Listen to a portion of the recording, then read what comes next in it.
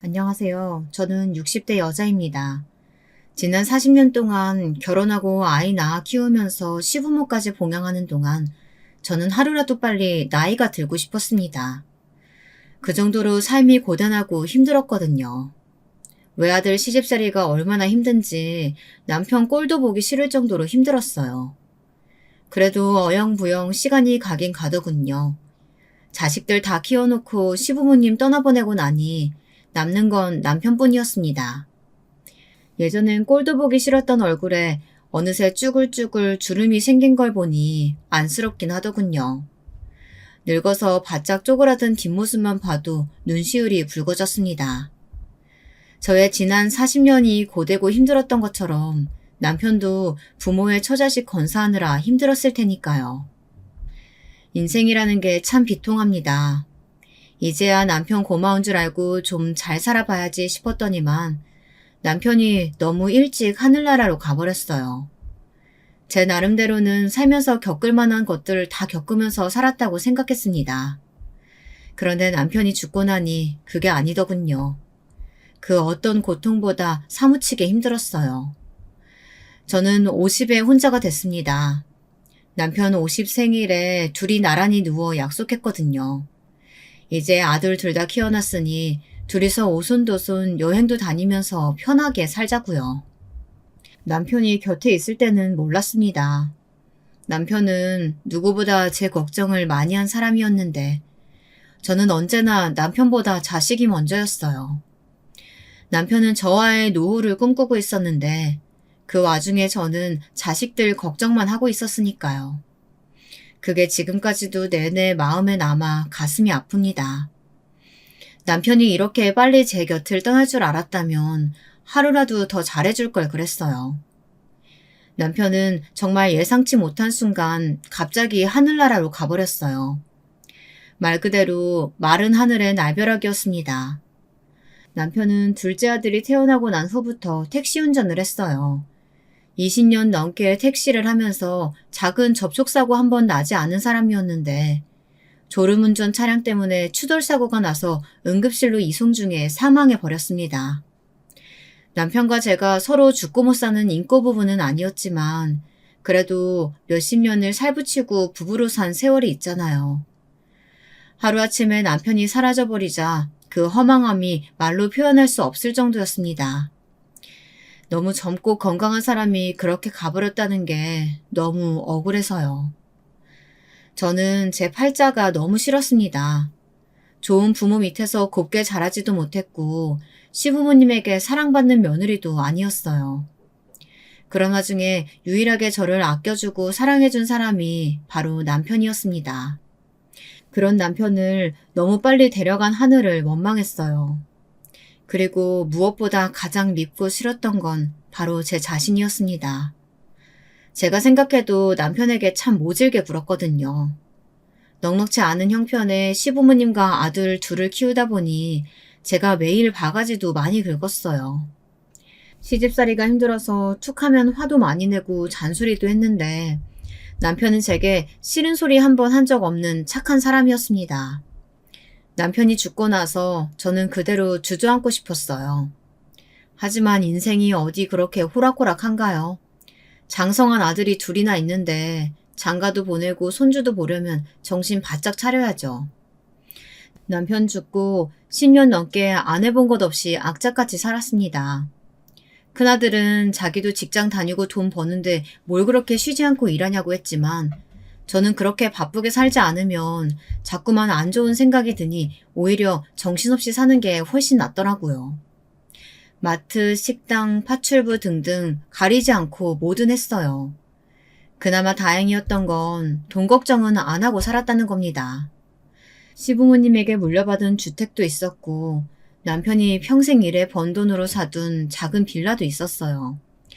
거기서 월세도 좀 나오고 남편이 죽으며 받은 보험금도 있었습니다. 돈도 있는데 뭐하러 악착같이 일했냐고요. 남편이 죽으며 남겨준 것들은 그냥 그대로 두고 싶었어요. 남편에게 미안한 것들만 생각나서 그건 제 몫이 아니라는 느낌이 들었거든요. 그래서 제 힘으로 살아보려 아등바등했습니다. 큰아들은 직장에 들어가자마자 만난 여자와 꽤 오래 연애하고 결혼을 했어요. 연애를 오래 하면서 결혼 전에도 집에 놀러와서 자주 만났어요. 그래서 결혼하겠다고 했을 때 굉장히 안심이 됐습니다. 큰며느리가 어떤 아이인지 잘 알다 보니 특별히 걱정할 게 없었거든요. 제가 다른 복은 없어도 며느리 복은 있는지 큰며느리는 뭐 하나 빠지는 거 없이 참 괜찮은 아이였습니다. 제 며느리라서 하는 소리가 아니라 애가 현명하고 똑똑해서 매사에 걱정할 게 없는 아이였어요. 남편에게 받은 빌라에서 신접살림을 시작한 큰아들 내외는 예쁜 손녀도 하나 낳고 걱정할 거 없이 알아서 잘 살았습니다. 애 키우면서 어느새 차곡차곡 돈을 모았는지 결혼한 지 몇 년 되지 않아 아파트 전세금을 모았다고 나가더라고요. 저는 너무 대견해서 큰아들 내외가 살던 집에 새로 들어온 보증금으로 차를 한 대 사줬습니다. 손녀도 하루가 다르게 커가니 필요할 것 같아서요. 어머니 덕분에 몇 년 동안 너무 편하게 살아서 저희가 선물을 해드려야 하는 건데 차까지 이렇게 받아도 되는지 모르겠어요. 아이고 애미, 네가 이렇게 예쁜 소녀도 낳아주고 셋이서 화목하게 살아주는 것만으로도 나한테는 너무 큰 선물이야. 진심이었습니다. 큰아들과 큰며느리는 제 자식들이지만 정말 나무랄 데 없는 아이들이었어요. 보고만 있어도 배가 부를 정도로 기특했죠. 우리 집의 걱정거리라고는 딱 하나였습니다. 바로 제 둘째 아들이었어요. 둘째 아들이 어디 가서 크게 사고를 치는 녀석은 아니었지만 이상하게 내놓기가 참 걱정스러운 아들이었어요. 둘째는 애가 좀 나이에 비해 어수룩한 구석이 있거든요. 둘째 아들은 학교 다닐 때부터 공부만 하던 애예요. 공부야 알아서 잘해서 걱정할 게 없었는데 워낙 말수도 적고 내성적이라 학교 다니는 내내 친구도 별로 없었어요. 그러다 보니 이성 친구는 당연히 없었고요. 남중 남고를 나와 공대에 들어가서 내내 공부만 했으니 연애할 틈도 없었겠다 싶지만 옆에서 보면 여자한테 별 관심도 없는 것 같더라고요. 그래도 대학 졸업하자마자 바로 대기업 연구원으로 입사를 했어요. 직장이 좋으니 금방 좋은 여자 만나겠지 했는데 전혀 여자가 없다고 하더라고요. 주변에서는 다들 어쩜 아들들을 하나같이 다 잘 키웠냐고 부러워했지만 저는 내심 둘째 아들이 걱정됐어요.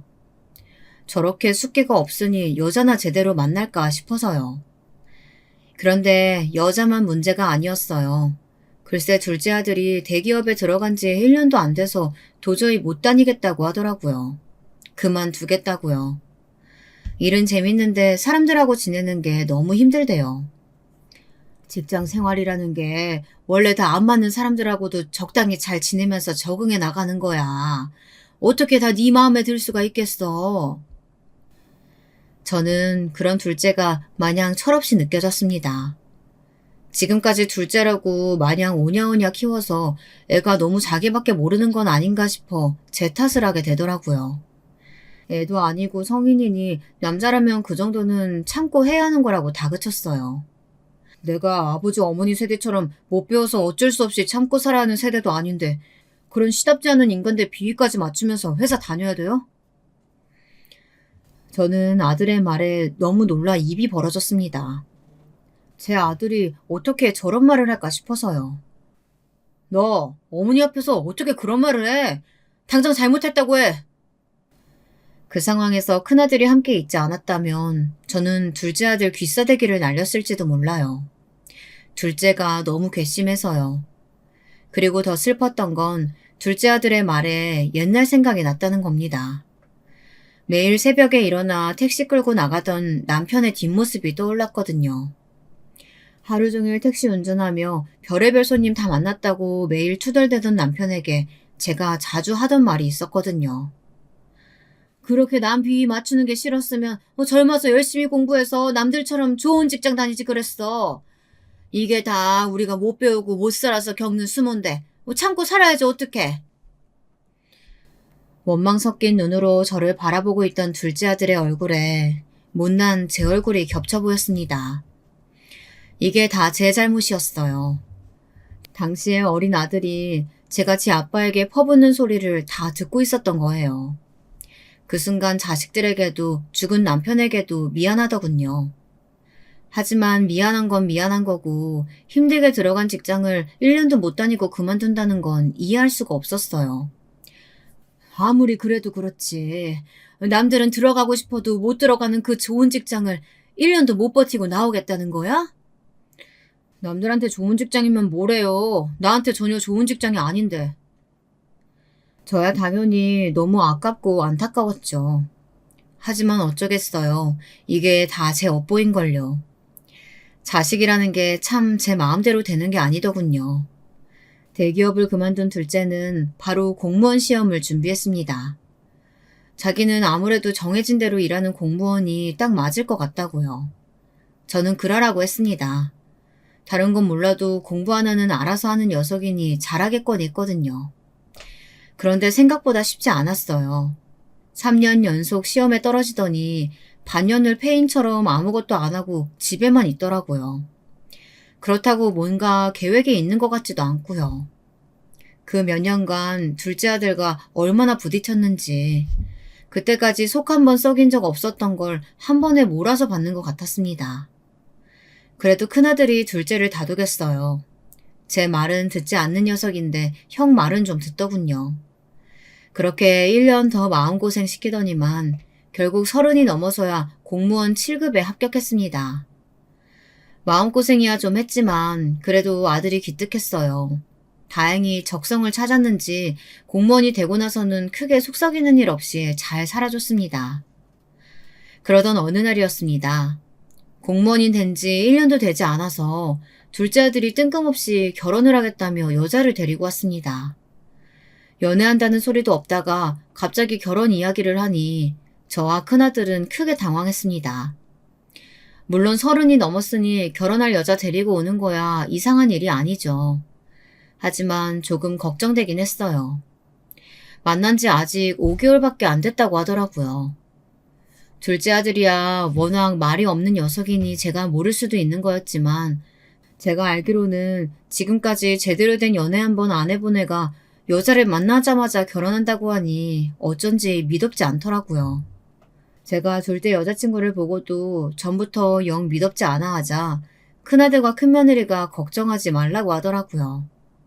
제가 너무 둘째 일이라면 조바심부터 내는 것 같다고 아들을 좀 믿어보라고 했습니다. 이야기를 듣고 보니 큰아들과 큰며느리 말이 맞았어요. 같은 자식인데 제가 둘째를 너무 못 믿었나 싶더군요. 제가 너무 옛날 사람이라 그런지는 모르겠지만 그래도 만난 지 5개월도 안 돼서 결혼하겠다고 인사를 시키는 건 빠르긴 빠르다고 생각했어요. 남녀가 적어도 사계절은 만나봐야 한다고 생각했거든요. 둘째 아들이 예비 며느리라고 데려온 아이는 처음 보았을 때는 참 괜찮아 보였어요. 제가 괜한 걱정을 했나 싶을 정도로 밝고 아주 싹싹하더라고요. 보자마자 어머니 어머니 하면서 얼마나 잘 따르는지 말없고 무뚝뚝한 우리 둘째 아들이 왜 홀라당 넘어갔는지 알겠더군요. 얼굴도 예쁘게 생긴 애가 애교도 엄청 많았어요. 저야 요즘 애들 하는 일에 대해서는 모르지만 둘째 아들 말로는 돈도 잘 번다고 하더라고요. 핸드폰이랑 인터넷에서 무슨 화장품 파는 사업을 한다는데 회사 대표라고 그러더라고요. 거기다가 어릴 때 부모님이랑 미국에서 살다 와서 학교도 다 미국에서 나왔대요. 대학까지도요. 그래서 그런지 애가 언뜻 보기에도 부티가 흐르긴 했어요. 저는 괜한 조바심에 그것도 좀 걱정되더라고요. 젊은 나이에 일찌감치 성공해서 돈이야 잘 벌면 좋죠. 그런데 애가 들고 있는 가방이나 옷도 그렇고 좀 꾸미는 걸 좋아하는 것 같더라고요. 화려해 보이는 게 사치스러운 건 아닌가 걱정됐습니다. 그런 제 마음을 아는지 모르는지 둘째 아들 녀석은 아주 지 여자친구 자랑하느라 웬일로 입을 쉬지를 않더라고요. 빠져도 아주 단단히 빠진 것 같았어요. 지아가 얼마나 똑똑한지 일찍부터 재테크 잘해서 강남에 아파트도 있고 차도 엄청 비싼 외제차라니까? 아들 말로는 혼자 강남 사는데 그게 자가이고 비싼 차도 타고 다닌다고 하더라고요. 그런 이야기까지 들으니 돈을 잘 벌긴 하나 보다 했어요. 어찌됐든 며느리가 재력이 있으면 좋은 거니까요. 돈이야 잘 벌면 좋지. 근데 결혼도 하고 애도 낳고 살려면 알뜰하게 잘 모을 줄도 알아야지. 암튼 엄마는 걱정을 사서 한다니까. 서른에 집이랑 차 있으면 엄청 알뜰한 거지. 왜 걔는 꼬투리를 잡고 그래요? 꼬투리는 무슨. 엄마야 걱정돼서 하는 소리지. 암튼 네가 좋다고 하니까 허락이야 하지만 아직 결혼은 이르니까 차차 준비해서 내년에 해. 예비 둘째 며느리의 첫인상이 마음에 안 드는 건 아니었지만 아무래도 만난 지 얼마 안 된 게 마음에 좀 걸리더라고요. 결혼은 내년에 하라고 했습니다. 그랬더니 이놈의 아들 녀석이 아주 난리가 났더라고요. 엄마는 왜 매번 내 말을 무시해요? 난 무조건 올해 안에 지아랑 결혼한다니까요? 아무리 좋아도 사람을 반년도 안 만나보고 어떻게 알아? 적어도 1년은 만나봐야 하는 거지. 남녀가 불꽃 튀어서 연애하면 처음에야 당연히 좋죠. 근데 어디 결혼이 연애랑 같은가요? 둘이 아무리 좋아도 사소한 거 하나 안 맞으면 죽일 듯 싸우는 게 부부잖아요. 결혼해서 안 맞는다고 마음대로 헤어질 수 있는 것도 아닌데 연애할 때 이것저것 알아봐서 나쁠 거 없다고 생각했습니다. 엄마, 고루한 거야 진작 알고 있었지만 진짜 답답해서 못 살겠네. 어차피 결혼할 때 엄마한테 도움받을 생각 조금도 없으니까 결혼은 저희가 알아서 할게요. 그러니까 올해 하든 내년 하든 상관하지 마세요. 뭐야? 내가 엄연히 네 엄마인데 결혼하든 말든 상관을 하지 말라니. 그게 엄마한테 할 소리야? 여자친구를 처음 소개하는 자리에서 엄마를 무시해도 유분수지 아들이라는 놈이 아주 가관이더군요. 애초에 저의 허락 같은 건 필요 없답니다. 어차피 제 돈은 한 푼도 받을 생각이 없었으니 허락도 필요 없다네요. 제 아들놈이지만 정말이지 개념이라고는 없는 놈이었어요. 자기야, 아무리 그래도 어머니한테 그렇게 말하면 안 되지. 어머니 죄송해요. 저희가 결혼을 너무 서둘렀나 봐요. 어머니 말씀 저는 너무 이해해요. 교제하는 거 허락해 주셔서 감사합니다. 어머니 말씀대로 조금 더 연애하고 결혼 준비는 차차 하도록 하겠습니다. 그나마 다행이었던 건 제가 확실히 며느리 복은 있나 봅니다. 첫째 며느리도 현명하고 착한 아이라 항상 감사하는 마음으로 살았는데 둘째 며느리도 제 아들보다는 가정교육을 잘 받은 것 같더군요. 제가 남의 자식 이야기해봐야 뭐 하겠어요. 제 둘째 아들놈이 저렇게 못났는데요. 저런 놈 좋다고 결혼해준다면야 감사할 따름이죠. 망할 놈의 아들놈이 제 말은 안 들어도 자기 여자친구 말은 들을 줄 알았더니만 자기 멋대로 곧바로 상견례 날짜를 잡았더군요. 핑계는 좋았습니다. 예비 며느리의 부모님께서 미국에 사시는데 일 때문에 이번에 나오시면서 한참 동안 나오기 힘들다고 상견례를 빨리 했으면 좋겠다고 하셨대요. 그래도 다행히 사돈댁 되실 분들은 좋아 보이시더군요. 겉으로 보기에도 부티가 잘잘 흐르고요. 그런데 이상한 건 결혼은 너무 서두르시더라고요. 제가 일이 바빠서 한국에 자주 나오기가 힘들어서요. 이왕 이번에 들어온 거 한국에서는 아예 시까지 올렸으면 좋겠는데요. 내년에 미국에서 식 올리고요. 아무리 그래도 이제 만난 지 반년밖에 안 됐는데 올해 안에 결혼은 좀 이르지 않을까요? 어머, 애들이 어린애도 아니고 딱 보면 아는 거지. 뭘 고민하세요. 돈이 없는 집안들도 아니고 그냥 바로 식 올리시죠. 역시 장모님 장인어른 엄청 쿨하시네요. 철딱선이 없는 아들 녀석은 결혼시켜준다니까 마냥 좋았나 봅니다. 하지만 제가 보기엔 좋게 말해서 화끈한 거지 사실 너무 성급해 보였습니다. 딸 가진 부모가 뭘 저렇게까지 딸을 시집 못 보내 안달인가 싶었습니다. 어디 자식 이기는 부모 있나요? 저들 둘이 저렇게 좋아서 하루라도 빨리 같이 살고 싶다는데 허락할 수밖에 없었습니다. 그런데 그 이후 결혼 준비를 하며 몇 번 더 둘째 며느리를 만났는데 애가 몇 가지 걸리는 부분이 있더라고요. 어릴 때부터 미국에서 생활하기도 했고 있는 집에서 곱게 자라서 그런지 확실히 경제관념이 좀 없긴 한 것 같더라고요. 제가 둘째 며느리에게 신접살림은 어떻게 할 생각인지 물었습니다. 저야 남편에게 받은 빌라가 있어서 둘째 아들도 첫째 아들 때처럼 결혼하면 그 집에서 살게 하려고 했어요. 그런데 예전에 듣기로는 둘째 며느리에게 강남에 아파트가 있다고 했으니 어떻게 할 생각인지 물었죠. 저희 빌라에서 살든 원래 둘째 며느리가 살던 아파트에서 살든 둘이 편한 대로 하라고요. 그런데 둘째 며느리 말이 어쩐지 듣기 거북했습니다. 어머니, 제가 어릴 때부터 워낙 큰 집에서만 살아버릇해서 작은 집에서는 답답해서 못 살아요. 아버님이 물려주셨다는 빌라도 미리 가봤는데 집도 너무 오래되고 둘이 살기는 좀 좁던데요? 얼마나 큰 집에서 살았는지 몰라도 그래도 20평대면 둘이 살긴 충분하지. 첫째도 거기서 애 하나 낳고 잘만 살았는데. 에이, 형님이랑 제가 같아요. 미국에서 20평대면 혼자도 못 살아요. 요즘 애들은 어른 앞에서 숨김없이 다 솔직하게 말한다고 듣기야 했지만 시댁에서 준비해준 신혼집을 가지고 좁네 답답하네 대놓고 말하는 모습이 제 입장에서는 좀 불편했어요. 하지만 어쩌겠습니까? 우리 둘째 며느리는 그게 성에 안 찬다고 하니 할 수 없죠. 그래서 저는 그럼 그냥 원래 둘째 며느리가 살던 그 잘난 강남 아파트에서 살라고 했습니다. 그 집은 그냥 따로 월세 주라고요. 이제 결혼하면 애도 낳아야 하고 돈 들어갈 때도 많으니까 월세라도 받아서 모아두면 좋을 것 같아서요.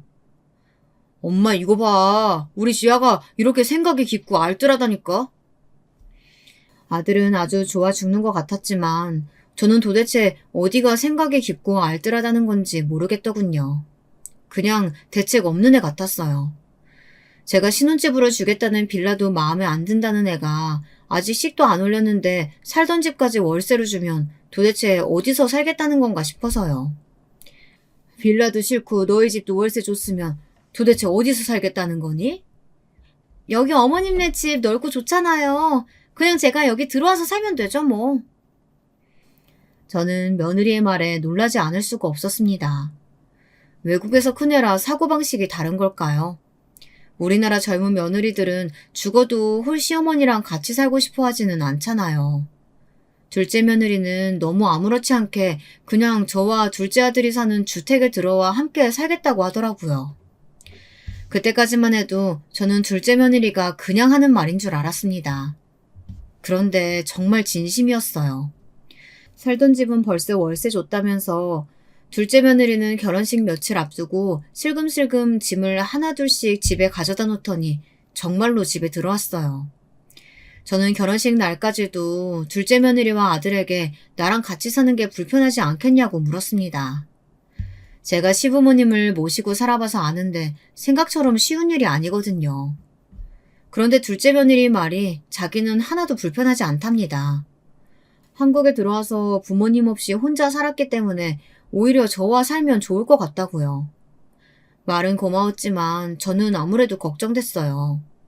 제 자식하고 사는 것도 쉬운 일이 아닌데 며느리랑 같이 산다는 게 막상 좋은 일이기만 할까 싶어서요. 제 예상이 맞았습니다. 아들의 며느리까지 데리고 사는 게 쉬운 일이 아니었어요. 사실 이제야 자식들에게 벗어나 혼자 편하게 사나 했는데 혹을 하나 더 붙인 격이더군요. 둘째 며느리는 겪으면 겪을수록 저와 잘 맞지 않았어요.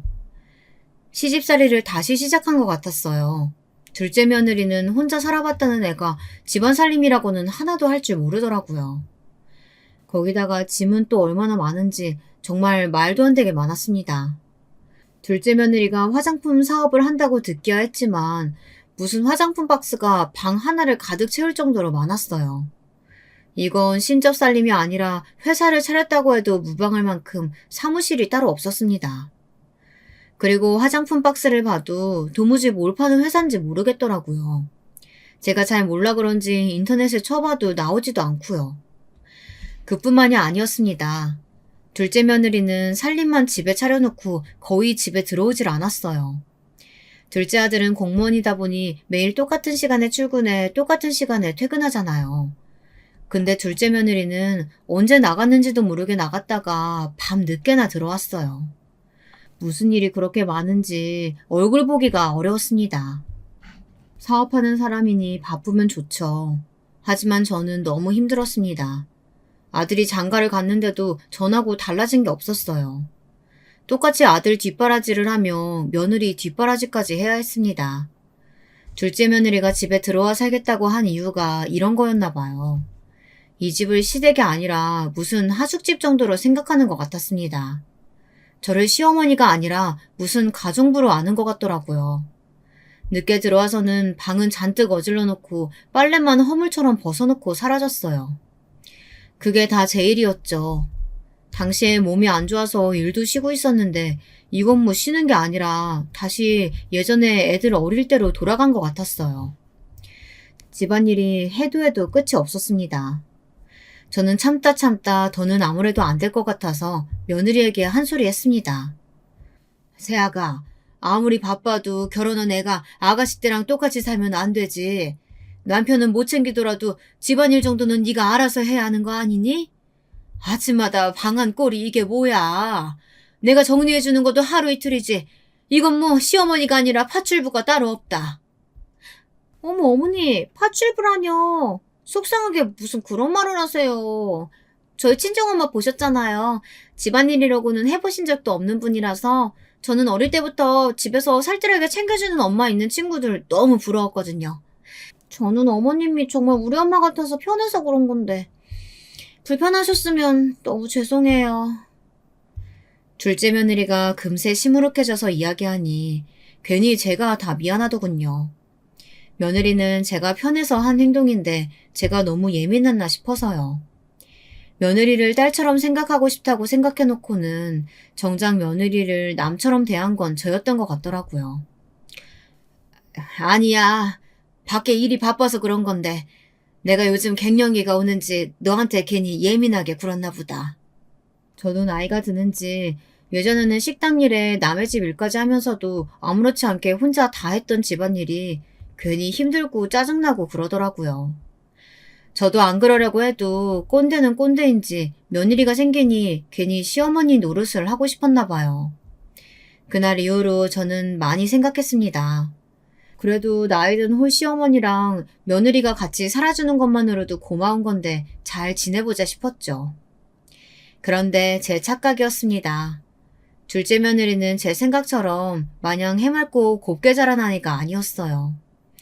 알고 보니 여우도 그런 구미호가 따로 없더라고요.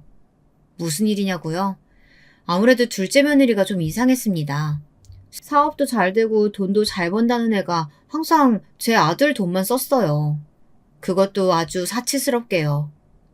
그걸 제가 어떻게 알았냐고요? 아들이 제게 한번 돈을 빌려간 적이 있었어요. 말로는 둘째 며느리가 사업하는 사람이다 보니 여기저기 돈이 묶이게 되면서 당장 현금이 없다고 해서 아들이 자기 카드를 줬다더라고요. 그런데 사업하는 애라 그런지 쓰는 단위가 커서 둘째 아들 월급으로는 감당이 안 된답니다. 저는 당연히 아들에게 화를 냈어요. 돈이야 빌려줄 수 있지만 사업한다는 애가 그 정도로 돈이 없으면 그건 문제 있는 거 아니냐고요. 그러자 이 멍청한 아들놈이 되려 저에게 버럭 소리를 지르더군요. 엄마가 이렇게 뭘 모르니까 내가 무슨 말을 못하는 거야. 지아가 타고 다니는 차만 팔아도 아파트 전세금 나오는데 돈이 없긴 뭐가 없어. 아들놈은 매번 그놈의 비싼 차 얘기만 했습니다. 며느리가 어디서든 눈에 띄는 요란한 외제차를 끌고 다니기는 합니다. 근데 그 차를 타고 다닌다고 어디서 돈이 나오는 건 아니잖아요. 지금 당장 현금이 없다고 팔 것도 아니고요. 너 말 한 번 잘했다. 지야 걔 이 집 들어와 살면서 생활비 한 번 안 냈잖아. 그럼 버는 돈은 다 모았을 텐데 돈이 없다는 게 말이 돼? 아파트에서 들어오는 월세도 있을 텐데 네 카드까지 쓰는 거 보면 애가 나가서 도대체 뭘 얼마나 쓰고 다닌다는 거야? 저는 며느리가 아무리 사업을 하고 젊은 사람이라고 해도 이해가 되지 않았습니다. 결혼해서 제 아들에게 보탬이 되기는커녕 오히려 빚만 지고 있으니까요. 돈 빌려주기 싫으면 말지 왜 잔소리를 하고 그래요? 사업하다 보면 그럴 수도 있는 거지. 내가 이래서 어머니랑 같이 못 산다고 얘기했는데. 그래, 말만 하지 말고 제발 좀 나가라. 나도 너희 때문에 아주 힘들어 죽겠어. 둘째 며느리가 들어오고 나서 저와 아들은 또다시 싸우기 시작했습니다. 제 아들놈 하는 집도 하나같이 마음에 안 드는데 며느리 하는 꼬락서니까지 마음에 안 드니 너무 힘들더라고요. 한 번은 그런 적도 있었습니다. 제가 집에 들어오다 문 앞에 웬 박스가 잔뜩 쌓여있길래 들고 들어왔어요. 자세히 보니 박스에 적힌 로고가 다 명품이더라고요. 제가 아무리 몰라도 저도 들으면 아는 브랜드였어요. 저는 둘째 며느리가 들어오길 기다렸습니다. 이건 분명 둘째가 산 거일 테니까요. 한두 개 사면 저도 그러려니 했을 거예요. 그런데 언뜻 해보아도 수가 많아도 너무 많았어요. 그날 저녁 며느리가 집에 들어왔길래 택배 박스를 가지고 제가 몇 마디 했습니다. 무슨 물건을 이렇게 많이 샀냐고요. 그러다 둘째 며느리는 되려 제게 성질을 내더라고요. 박스는 뜯지도 않았는데 왜 자기 물건을 제 마음대로 함부로 만지냐고 버럭 소리를 질렀습니다. 저는 기가 막혔어요. 딸처럼 대해줬더니 이게 정말 저를 막대하더라고요. 저는 지금까지 참아왔던 것들이 터지고 말았습니다. 세아가 너 도대체 돈 관리를 어떻게 하는 거니? 매일 이런 거 사들이느라고 카드값이 그렇게 나오는 거야? 같이 살아도 이런 것까지 간섭하시면 저 불편해서 어머님이랑 같이 못 살아요. 너 말 한번 잘했다. 이거 다 네 카드로 산 거야? 아니지. 이것도 다 내 아들 카드로 산 거잖아. 근데 내가 어떻게 간섭을 안 해? 이게 왜 어머니 아들 카드예요? 제 남편 카드인데? 저는 며느리야 말과 행동에 화가 나서 손이 다 덜덜 떨렸습니다. 눈을 동그랗게 뜨고 제게 덤비듯 소리를 지르는데 너무 괘씸하더라고요. 네 남편 공무원인 거 몰라? 공무원 월급이 얼마나 된다고 저런 명품을 매일 몇 개씩이나 사면 다 어쩌자는 거야? 그러니까요. 어머님 아들이 공무원이라서 돈이 없어서 저것도 다 가짜로 산 거라고요. 뭐야? 이게 보자 하니까? 너 돈 많다며? 그러면서 생활비도 한 푼 내놓지 않으면서 저런 말도 안 되는 사치품이나 사들이는 게 말이 되니? 그리고 그런 건 네 돈으로 사면 되지. 왜 내 아들 돈까지 쓰면서 카드값도 못 내게 하고 있어? 그때였어요. 둘째 아들이 집에 들어오다가 당시 상황을 보곤 제가 며느리를 구박하는 줄 알았나 봐요. 그럴 수밖에 없었던 게 여우 같은 둘째 며느리년이 아들을 보자마자 갑자기 바닥에 주저앉더니 울어댔습니다. 어머니 죄송해요. 저도 당연히 생활비 드리고 싶죠. 근데 사업이라는 게 잘 될 때도 있고 안 될 때도 있어요. 어머님이 조금만 이해해 주세요. 엄마, 정말 이렇게 못된 사람이었어요? 젊을 때 그렇게 시집살이 당했다고 난리를 치더니만 할머니랑 똑같이 하시는 거예요? 너도 눈이 있으면 여기 박스 좀 봐라. 돈도 없으면서 진짜도 아닌 가짜 명품을 남편 카드로 이렇게 긁는 애가 도대체 어디 있니? 엄마, 저 지아 남편이에요. 지아는 제 아내고요. 아내가 남편 카드로 물건 좀 산 거 가지고 시어머니가 이렇게 난리치는 거 그게 바로 시집살이라고요.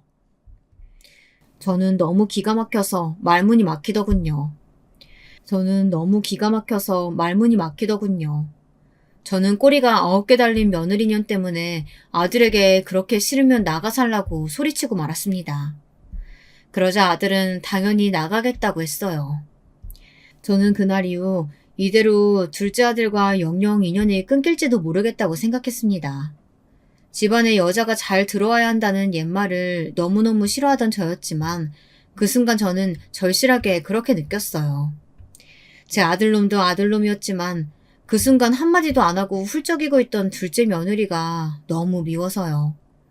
그런데 그날 이후 예상치 못한 일이 벌어졌습니다. 도대체 제 팔자는 어디까지 꼬여있는 건지 모르겠어요. 글쎄 제 집에서 제가 쫓겨나고 말았습니다. 무슨 일이냐고요? 글쎄 며칠이나 집에 안 들어오던 둘째 아들 내외가 갑자기 들어와서 한다는 소리가 저더러 나가라네요. 엄마, 나는 사실 지아랑 결혼하면 당연히 분가해서 나가서 살고 싶었어. 근데 지아가 엄마랑 잘 지내고 싶다고 해서 들어와 살았던 거야. 근데 내가 옆에서 보니까 엄마가 해도 너무하는 것 같아. 지아 위해서 계속 이대로는 같이 못 살겠어. 저는 이게 다 무슨 개소린가 싶었어요. 저는 단 한 번도 자기들하고 같이 살고 싶다고 한 적이 없었어요. 자기들 멋대로 결혼하기 전에 집에 들어와서 빌부터 살아놓고는 이제와 마치 저를 모시기라도 한 것처럼 구는데 기가 막히더군요. 더는 너희랑 말 섞고 싶지 않으니까 그냥 나가. 너희 둘이 나가서 어디 한번 행복하게 잘 살아봐라. 어머니, 저희가 어떻게 나가요? 제가 살던 집 월세 줬잖아요. 지금 나가라고 하면 보증금에 위약금까지 줘야 되는데 저 돈 없어요. 그거 어머님이 내주실 거예요? 그게 무슨 개소리야. 그럼 뭘 어쩌라고? 이제와 다시 뭐 빌라라도 들어가겠다는 거야? 그 빌라는 나 일하는 데서도 너무 멀고 지하 회사 짐도 다 이 집에 있잖아. 지하는 월세 나갈 때까지만 엄마가 나가줘. 그게 서로한테 좋을 것 같아. 뭐야? 너 이 새끼 아들놈이 새끼라는 게 마누라 감싸겠다고 지금 어미더러 나가라는 거야? 이런 배은망덕한 새끼 어디 감히 엄마를 쫓아내? 쫓아내는 게 아니라 우리가 같이 살면 자꾸 싸우니까 하는 소리잖아. 그럼 같이 살면서 엄마가 지한테 잔소리하지 말고 잘해주던지. 이래서 아들놈은 키워봐야 소용없다는 말이 있나 봅니다. 아들놈은 끝까지 여우 같은 지 마누라 편만 들면서 저더러 싫으면 나가랍니다. 그러더니 한다는 소리가 더 최악이었어요. 저희가 둘째인데 지금까지 어머니 모시고 살았잖아요. 큰형님네는 어머님이랑 안 살아보셨으니까 이 기회에 형님 댁으로 가세요. 그러면 형님도 아마 제 마음 이해하실걸요? 그래 엄마. 엄마가 엄청 예민하고 잔소리 심한 사람인 거 형이랑 형수도 알아야 돼. 너희가 이 집 뺏어가려고 둘이 아주 작당을 했구나. 내가 이대로 당하고만 있을 것 같아? 내가 너희 둘 다 가만히 안 둘 거야. 엄마, 우리가 언제 이 집을 뺏는다고 했어. 월세 계약 끝날 때까지만이라니까. 엄마 요즘 진짜 이상한 거 알아? 이제는 아예 저를 미친 시어머니 취급하더군요. 며칠 뒤 둘째 아들이 큰아들한테 무슨 소리를 했는지 큰아들과 큰며느리가 저를 데리러 왔더군요. 어머니, 자꾸 둘째네랑 싸우지 마시고 당분간은 저희 집에서 지내세요. 그게 무슨 소리야. 너희 장모님도 편찮으셔서 큰애가 신경 쓸 일도 많은데 나까지 너희 집으로 가는 게 말이 돼? 괜히 우리 큰며느리 부담되게 그런 소리 하지도 말아라. 이게 무슨 일인지 모르겠어요. 둘째 아들이 제가 둘째 며느리를 너무 괴롭혀서 같이 살기 힘들다고 했나 봐요. 큰아들은 저에게 둘째네가 마음에 안 들어도 둘이 이미 결혼한 부부니 제가 간섭하면 안 된다네요. 억울해 죽겠습니다. 제가 진짜 간섭이라도 했으면 이렇게 억울하지 않을 거예요. 안 그래도 큰며느리네 안싸돈도 연세도 많고 몸도 안 좋으셔서 며느리가 힘들어하는 걸 아는데 괜히 저까지 신경 쓰게 해 미안하더군요. 큰아들과 큰며느리에게까지 괜히 마음 쓰게 한 것 같아 속상했습니다. 그럴수록 둘째 며느리가 미웠어요. 이게 다 그년 때문에 벌어진 일이니까요. 저는 이를 갈았습니다. 둘째 인연을 도대체 어떻게 하면 좋을까 싶어서요. 저는 우선 빌라로 들어왔습니다. 다 세를 준 상태라 1층에 제일 작은 집만 비어있어서 급한 대로 그 집으로 들어왔어요. 거의 쫓겨나다시피 나왔으니 짐도 거의 못 챙겨서 나왔죠. 갑작스러운 일에 당연히 마음이 헛헛했습니다. 저는 너무 서러웠지만 자식들 앞에서 애써 티를 내지 않았습니다. 괜히 저 때문에 자식들 가정에 분란을 만들고 싶지는 않았어요. 하지만 속이 너무 답답해서 가만히 집에 있지를 못하겠더군요. 그래서 다시 일을 시작했어요. 예전에 식당에서 같이 일했던 언니가 야쿠르트 일을 하는데 그게 생각보다 벌이가 쏠쏠하다고 하더라고요. 그래서 저도 한번 해볼까 싶어 바로 시작했습니다. 일은 생각보다 할만하더라고요. 역시 나이가 들어도 일하긴 해야 해요. 원체 제가 집에만 있는 성격은 아니다 보니 오히려 나와서 사람들도 만나고 돈을 버니 전보다 훨씬 마음이 나았습니다. 바쁘게 지내다 보니 밉상인 둘째 며느리와 아들도 잘 떠오르질 않았고요. 며느리야 남의 자식이니 그러려니 하지만 제가 이렇게 난리를 치고 집을 나왔는데도 연락 한 번 없는 아들놈은 원망스러웠습니다. 아무리 자기 마누라밖에 모르는 놈이라고 해도 제가 제 배 아파 낳은 제 자식놈인데 어쩜 엄마 알기를 개똥으로 아나 싶더군요. 야쿠르트 일을 시작한 지 얼마 되지 않았을 때의 일이에요. 제가 담당해서 일하는 곳은 집값이 비싸기로 유명한 대단지 아파트였어요. 그날도 그 앞에서 야쿠르트를 팔고 있었습니다. 그런데 아주 익숙한 차 한 대가 단지 앞에 멈춰서더라고요. 분명 저 요란한 차는 제 둘째 며느리 차였어요. 역시나 차에서 내린 사람은 바로 제 둘째 며느리였습니다. 분명 일하고 있을 시간인데 여긴 무슨 일인가 싶더군요. 화려한 차림을 하고 내린 며느리는 일행과 함께 단지 안쪽으로 들어가려고 하더군요. 저는 당연히 며느리에게 아는 체를 하려고 다가갔습니다. 물론 말다툼이야 했지만 그래도 가족이니까요. 새아가, 이 시간에 여기는 무슨 일이니? 제가 뒤에서 며느리 어깨를 툭툭 쳤어요. 그러다 둘째 며느리와 일행이 제 쪽으로 돌아섰습니다. 며느리와 함께 있던 일행이 며느리의 친구였나 봐요. 제가 아는 척을 하자 친구로 보이는 일행이 제가 누구냐고 묻더군요. 그래서 저는 당연히 시어머니라고 이야기하려고 했습니다. 그런데 그 순간 생각지도 못한 일이 벌어졌습니다. 글쎄 며느리가 제 앞을 가로막고 서더니 제 입을 막더군요. 이 아줌마 예전에 우리 집 파출부했던 아줌마야. 어머, 어떻게 여기서 만나요? 안 그래도 일 그만두시고 뭐 하시나 궁금했는데 야쿠르트 파시나 봐요. 순간 저는 제 며느리가 맞나 싶었습니다. 얼마나 연기를 잘하는지 정말 제가 파출부로 일하던 집의 사모님인 줄 알았어요. 어머, 너 미국 가서 들어온 지 얼마 안 됐다고 하지 않았어? 남편도 미국에서 같이 들어왔다면서. 근데 어떻게 한국분이 파출부를 했어? 아, 그게 결혼 전에 잠깐 한국 들어온 적이 있었거든. 세상이 이렇게 좁다니까. 너랑 아는 아줌마면 앞으로 아크로트 여기서만 사야겠다. 아줌마, 저 아크로트 10,000원어치 주세요. 저 여기 단지 사니까 앞으로 자주 올게요. 저는 제 귀로 직접 듣고도 제 귀를 의심했습니다. 이게 무슨 소리인가 싶어서요. 며느리가 미국에서 살다 들어온 건 저도 알지만 남편이 미국에서 같이 들어왔다는 이야기는 또 무슨 소리인가 싶었어요. 제 아들은 미국에는 아예 나가본 적도 없는데 말이죠. 순간 너무 혼란스러워서 말문이 막혀 있는데 며느리가 친구를 먼저 단지 안으로 보내더니 잔뜩 당황한 얼굴로 제 곁으로 다가오더라고요. 그러더니 제 귀에 대고 이상한 소리를 짓거렸습니다. 어머니 놀라셨죠? 사실 이게 무슨 상황이냐면요. 아까 그 친구가 저랑 초등학교 동창이에요. 저 친구 남편이 엄청 잘 나가는 사람인데 자꾸 자랑질을 하잖아요. 제가 꿀리기 싫어서 거짓말 좀 했어요. 왜 여자들끼리 은근 그런 기싸움 하잖아요. 어머님은 이해하시죠? 둘째 며느리가 그렇게 당황한 모습은 처음 봤어요.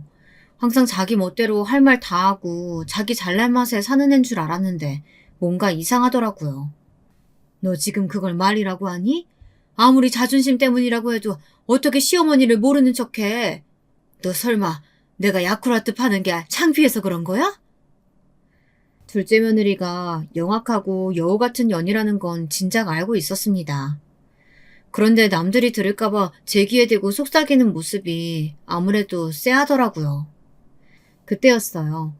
먼저 들어간 줄 알았던 며느리의 친구가 생각해보니 돈만 내고 야쿠르트를 못 받았다고 다시 돌아왔어요.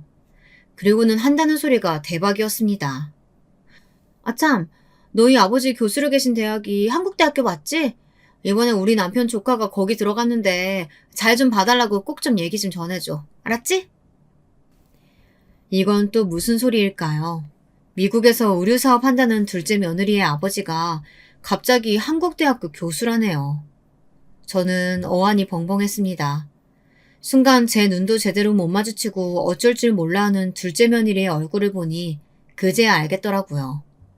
이건 보통 일이 아니었습니다. 며느리 말처럼 잘 사는 친구에게 무시 좀 안 당하겠다고 한 단순한 거짓말 정도가 아닌 것 같았어요. 아, 그래? 알았어. 내가 아버지한테 얘기해줄게. 표정 하나 안 바뀌고 친구에게 거짓말하는 며느리의 모습을 보니 저는 너무 소름이 돋았습니다. 무슨 애가 저렇게 거짓말을 잘하나 싶어서요. 애가 아무래도 한두 번 거짓말한 솜씨가 아니었어요.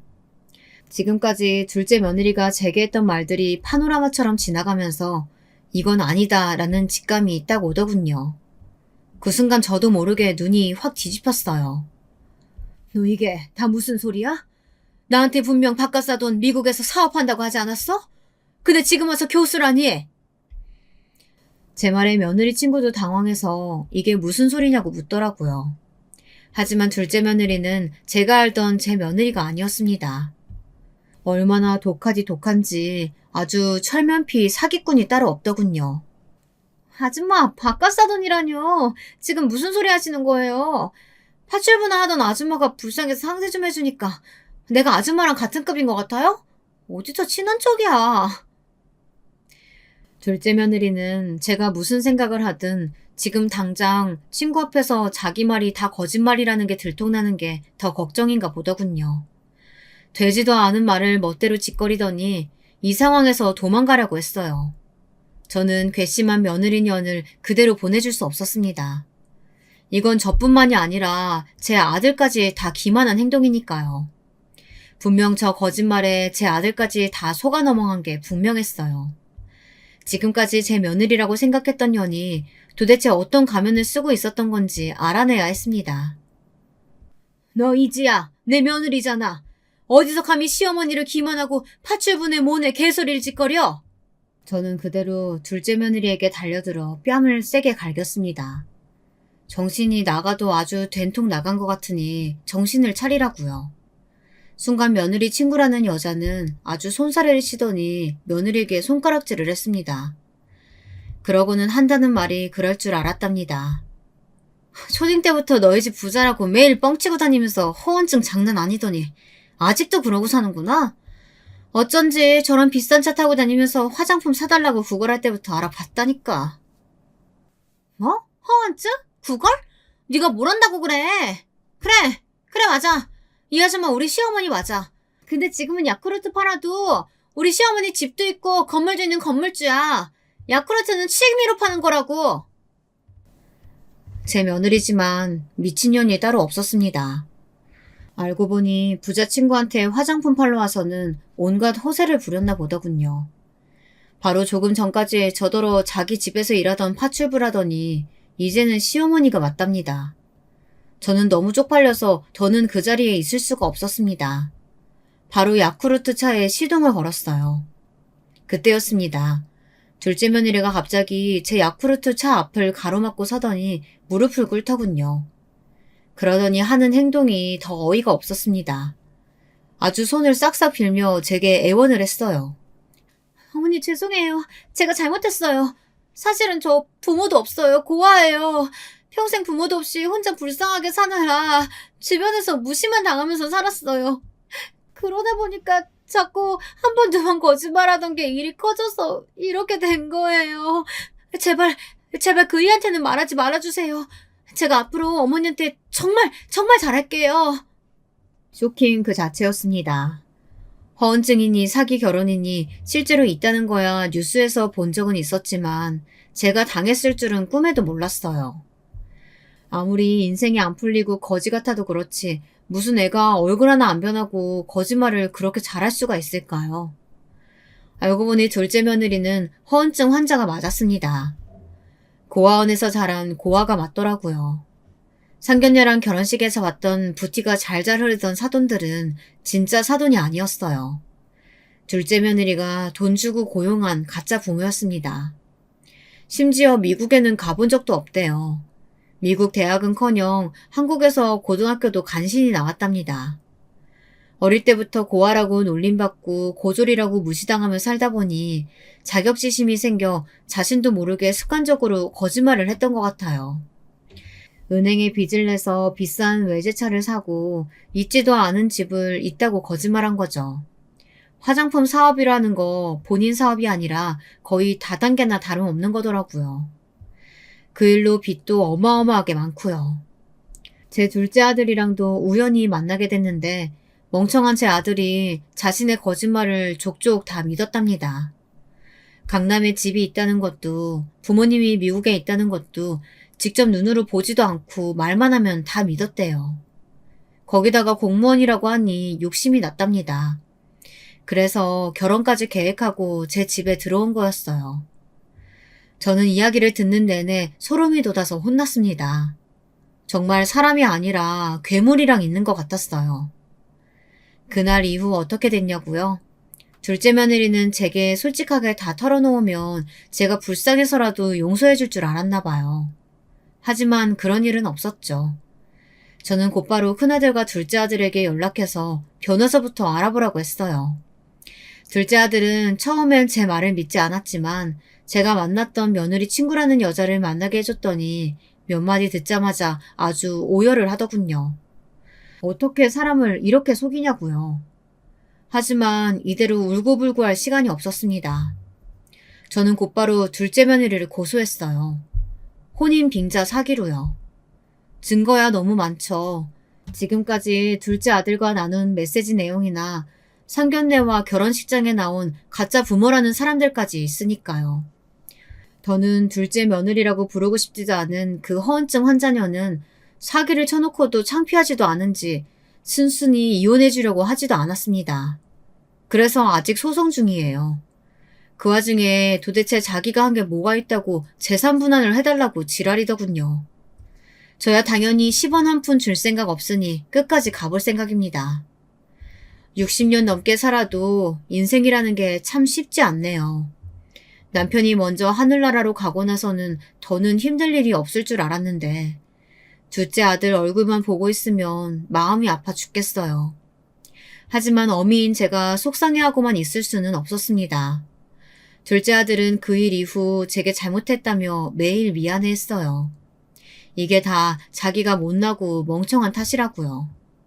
평생 제게 사죄하는 마음으로 살겠다고 했지만 저는 그럴 필요 없다고 했습니다. 원래 인생이라는 게 다 내 마음 같지 않은 거야. 매일매일이 롤러코스터처럼 한치 앞을 모르는 거고. 이번 일로 인생 제대로 배웠다고 생각하고 정신 똑바로 차리고 살아. 그렇게 저는 이혼 소송 중인 못난 아들을 데리고 살고 있습니다. 물론 힘든 일도 많았지만 그래도 지금은 괜찮아요. 그제라도 알아서 그런 이상한 년이랑 애라도 낳기 전에 헤어졌으니 다행이라고 생각하기로 했습니다. 늙은이의 긴긴 신세한탄 이야기 끝까지 들어주셔서 고맙습니다. 여러분의 인생은 저와 다르게 항상 평범하고 평탄하시길 바라겠습니다.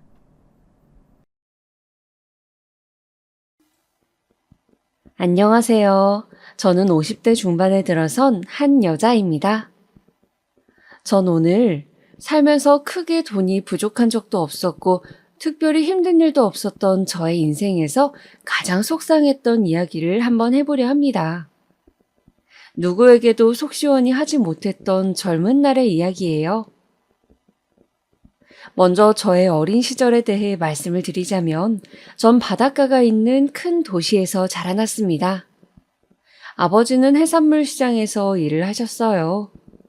바로 6.25 전쟁 때 피난민들의 든든한 양식이 되어 주었던 어묵을 만드는 일이었습니다.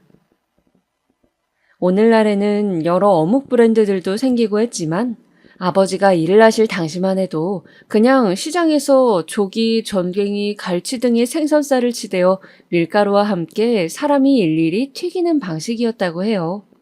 채소도 조금 넣고요. 튀긴 음식이라 보관이 용이하고 먹으면 배도 든든해서 아버지의 장사는 제법 잘 되었다고 합니다. 저희가 살던 도시가 워낙 어묵으로 유명한 지역이기도 했고요. 시간이 지날수록 직원들을 차차 늘리고 직원들이 빠른 손놀림으로 일을 했지만 1980년대에 들어 도시화를 겪으면서 아버지는 나름 공장시설을 도입하게 되었습니다. 좀 더 효율적으로 생산을 해보고 싶으셨던 거죠. 물론 시설을 갖추는데 돈은 많이 들었지만 그래도 새로운 시도였고 그만큼 장사는 더 자리를 잡아갔습니다. 이런 집에서 1남 2녀 중 막내로 태어난 저는 아버지의 덕분으로 유복하게 어린 시절을 보냈습니다. 크게 부족한 것이 없었고 그저 달리기 하는 것을 좋아하는 말괄량이 소녀였죠. 어린 시절 매일 하라는 공부는 하지 않고 아버지 공장으로 놀러 갔는데 저는 공부보다 뭔가 공장 돌아가는 것을 보는 것이 재미있었어요. 많은 생선의 살들이 여러 과정을 거쳐 제가 좋아하는 맛있는 어묵 튀김으로 변하는 것이 너무나 신기했거든요. 아버지도 재미있어 하는 저를 굳이 오지 말라고 말리지 않으셨죠. 그리고 항상 퇴근하시는 길에 졸래졸래 따라가는 저에게 제일 큰 어묵 하나를 먹으라고 쥐어주시곤 했어요. 그 어묵은 아버지가 손수 방금 튀긴 것이었어요.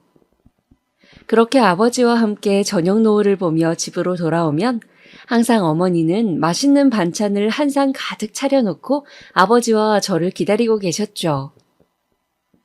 고등학교를 졸업하고 저는 당연히 대학을 진학하는 오빠와 언니들을 따르지 않고 아버지께 공장 일을 배워보고 싶다고 말씀드렸어요. 대학이야 필요하면 나중에 갈 테니 우선 어묵을 만드는 방법을 배우고 싶다고 말이죠. 그때는 왜 그랬는지 공장 직원분들과도 너무 친하고 그래서였는지 대학을 가는 것보다 공장에서 어묵을 만들며 아버지를 돕고 싶더라고요. 당연히 아버지는 무슨 소리냐며 처음엔 역정을 내셨지만 저는 고집을 부렸습니다. 어묵 만드는 것 좀 배워보고 그냥 월급 많이 안 주셔도 되니까 재미삼아 왔다 갔다 한다고요.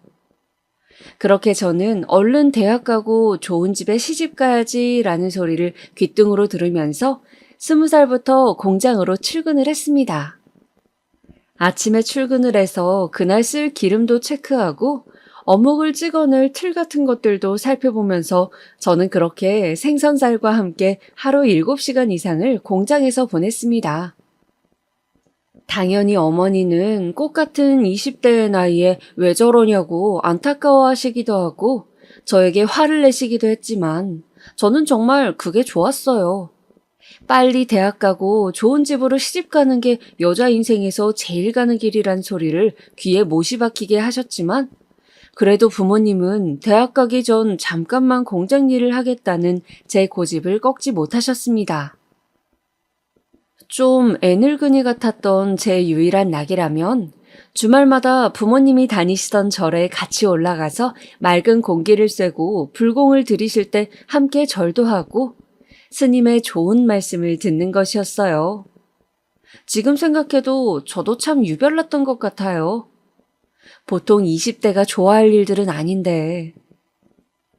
그 당시 서울로 대학을 간 언니는 유명한 번화가의 맞춤복집에서 예쁜 원피스 정장도 맞추고 항상 방학이면 예쁜 모자에 최신 유행 원피스를 입고 집으로 내려와 서울 생활에 대해 눈을 반짝이며 이야기했지만 저는 진짜 그런 것들이 하나도 해보고 싶지 않았어요. 참 이상했죠, 저도. 공부 많이 해서 큰 사람이 되라고 서울로 보냈던 오빠는 아버지 사업을 이어받으라는 어른들의 뜻을 따라서 경영을 전공하고 있었어요. 공부가 많이 힘들었던 모양인지 오빠는 집에도 거의 오지 못하고 공부를 했죠. 그렇게 저희 삼남매는 각자 자신의 길을 열심히 닦고 있었어요. 저는 꼭 사업을 물려받겠다는 욕심 같은 건 없었고 그저 어릴 때부터 먹은 어묵이 맛있고 그걸 먹는 사람들의 표정이 행복해지는 것을 보면 즐거워서 부모님 곁에 남기로 했던 것 같아요. 언니 오빠가 공부를 위해 그렇게 가버리자 엄마가 내심 적적해 하셨거든요. 저는 매일 보람차게 공장에서 하루를 마무리하고 저녁을 부모님과 보내는 것이 참 좋았답니다. 그렇게 친구에게도 별 관심이 없고 꾸미는 것에도 관심이 없던 전 당연히 남자에게도 관심이 없었어요. 또 어차피 공장을 가면 작업복을 입어야 했기에 항상 면티에 그냥 어두운 색 바지를 대충 입고 머리를 질끈 묶고 다녔습니다. 그저 편한 게 좋았거든요. 그런 저를 사람들은 부잣집 딸로 보지 않았지만 저는 딱히 부자로 보이고 싶지도 않았어요. 친구들은 연애도 하고 선도 보려면 그런 것에 관심을 가져야 한다고 했지만 저는 고집이 센 성격이라 어릴 적부터 제가 하고 싶은 것만 했었거든요. 그런데 제가 22살쯤 되던 때였습니다. 저는 공장에만 너무 있으니 애가 너무 생기가 없다는 어머니의 걱정 때문에 강제로 공장을 며칠 쉬게 되어서 평소 부모님과 함께 들르곤 하던 절을 향해서 가고 있었어요. 산속에 있는 절이라 가는 길 자체가 제법 등산이 되기도 했고 오랜만에 맑은 공기도 마시고 스님이 내어주시는 차 한 잔 마시면서 복잡한 머릿속을 정리하고 싶었거든요. 공장에 남고 싶은 마음과 이제는 집을 떠나 공부를 해야 하나라는 고민, 그리고 결혼에 대한 부모님의 기대가 버거웠어요. 1990년대 당시 좋은 조건의 선시장에서는 여자의 나이가 굉장히 중요했으니까요. 저는 제 인생을 살고 싶고 부모님은 시집 못 갈까봐 안달복달을 하시니 좀 마음이 지쳐 있었던 것 같아요. 한참 산을 올라가는데 이쯤이면 절이 나올 때가 되었는데 이상하게도 절이 나오지가 않더라고요. 보통 3, 40분을 오르면 절의 입구를 지키는 사천왕이 있는 절 지붕이 보여야 하는데 아무리 살펴도 보이지가 않는 것이었습니다. 여기가 어디지?